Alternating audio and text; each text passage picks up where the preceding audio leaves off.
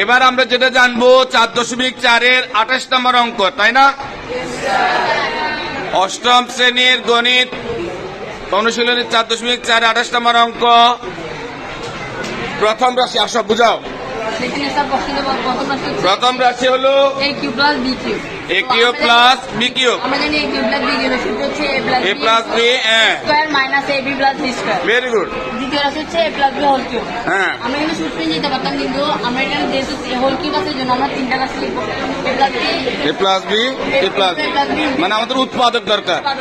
আচ্ছা, তৃতীয় রাশি বুঝাও। a square minus b square whole square. আমরা জানি স্কয়ার মাইনাস b স্কয়ারের সূত্র হচ্ছে a plus b into a minus b। তো এখানে যেহেতু হোল স্কয়ার আছে এর জন্য আমরা সেকেন্ড ব্র্যাকেট দিয়ে হোল স্কয়ার লিখছি। এর জন্য যেহেতু সেকেন্ড ব্র্যাকেট হোল স্কয়ার আছে এর জন্য দুটোর উপর হোল স্কয়ার হবে। তো Good. এটা দিতে হবে, উৎপাদক দিতে হবে, এটারও উৎপাদক দিতে হবে। গুড। চতুর্থ রাশি হচ্ছে a square minus ab plus b square. এটা হোল কিউব আছে, হোল স্কয়ার আছে, এর জন্য উৎপাদকে দিতে হবে।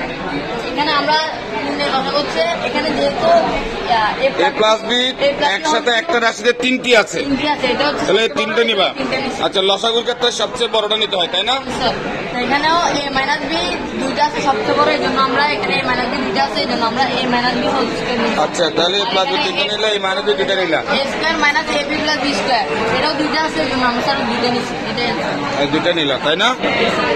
তাহলে এবারে সাজাচ্ছে আবার a plus b whole cube whole cube আর a minus b whole square a square plus a square a minus square minus a b plus b square, এটা দুটো আছে হোল স্কোয়ার। Very good. তাহলে কি আমরা অঙ্কটা বুঝছি সবাই?